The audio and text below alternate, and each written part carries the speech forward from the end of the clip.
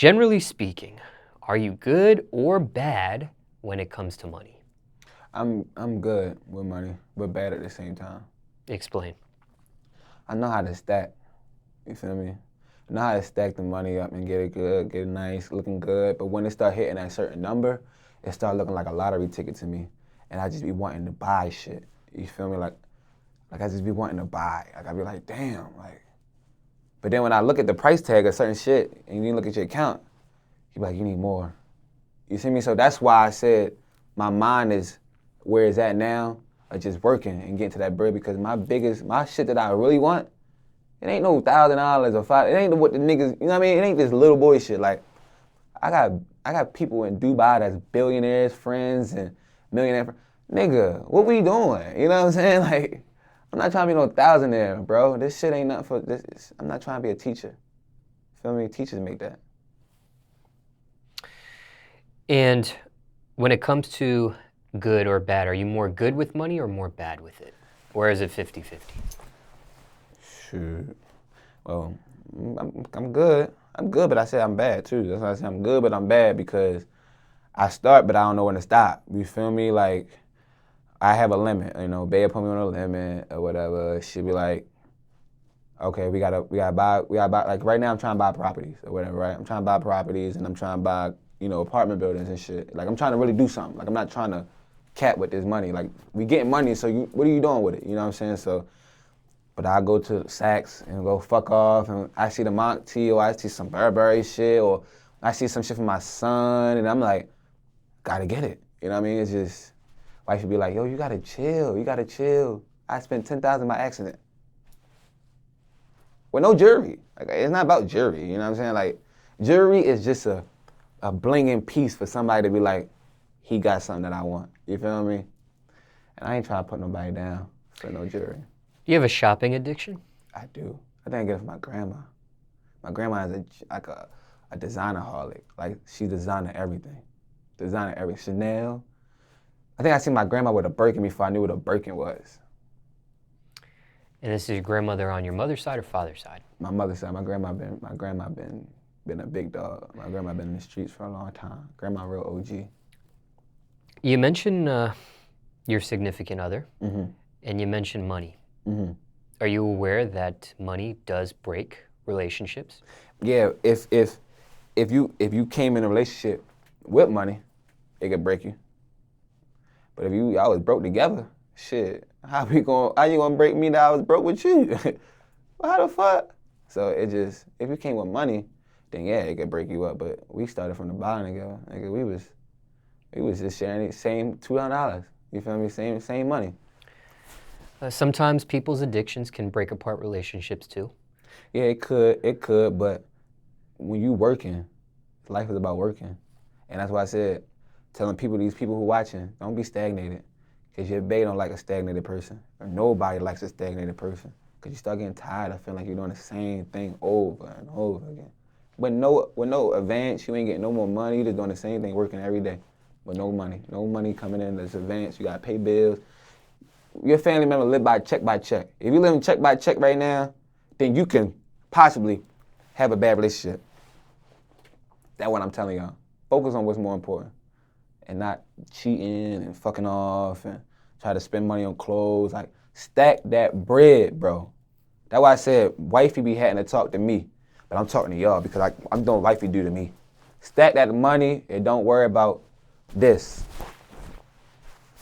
Even though I look good, it just don't worry about it. You know what I mean? If you can't get it right now, don't worry about it. Stack that money. Now, have you ever sought help for either the shopping addiction or just, when it comes to being bad with money? You ever sought help? And when I say help, somebody on the professional end, a financial advisor, certain things of that nature. Yeah, it did get rough. It got real bad. I spent too much money. I fucked off a little bit of too much money. A little bit too much. I don't even want to tell the number. It really got bad. So we got a financial advisor. So now now I got a financial advisor and an accountant who looks over shit. It's just, bro. It's just when you start doing things, bro, you just don't want to feel like you're not doing enough. You feel me? And sometimes your biggest The biggest prison for people is your mind. You feel me? It's you so trapped in your mind of just trying to do so many shit. So my biggest problem is just not being able to keep my mind off of what's really important, and wifey helps me with that. Now, I want to ask you a good question because you said you're good, but then sometimes it comes with bad. Yeah. Let's ask you a good question. All right, what's the smartest thing you've done with your money so far? Investing. Like I was telling you before, I'm starting to invest into real estate and apartment complexes. So I'm really trying to go big with this shit. Like me and Bam, you know Bam Man, you know me and bro? Sure. So me and Bam Man Cavo, you feel me? We better go crazy. Like we better just turn up the city, get the shit rocking. Like, you know, he do investments and he do real estate shit. So I'm doing real estate. You know what I mean? It's just, we about to go crazy, bro. It's just like, you can have this money, but what you gonna do with it? You feel me? So that's what people always been telling me. Like, I know so many niggas who started out with 20,000, 30,000, then they got M's. It's what you do with your money. You dig me? You could spend that 20 racks on clothes and be back to nothing. So I spent my money my best ways investing it. And that's why I tend to tell you, wifey helps me with just saying, like, you remember what we gotta do. Like, you right, babe. You right. Them Gucci's not important. They not important. Was that something you were taught or you learned from experimentation when it came to investing? Investing? I was Yeah. taught investing. I was taught. I always knew what I wanted to do, but I was taught because it's easily said than done, obviously. You dig what I'm saying? You could sit here and say what you want to do and where you want to do it, but you don't got the right vendors or the right people to even, like, the right resources to even know what's going on. You're just going to be spending money or dropping bread here or there. So I was taught. And care to share how you were taught? Was it a friend, a family member, things of that nature? Was Yeah, it it an was a actual friend. class that you go to or some sort of... Yeah, it was a friend or family member. It was Okay. a friend or family member. Like, I got cousins and shit who do real estate. I got best friends who do real estate. You know what I'm saying?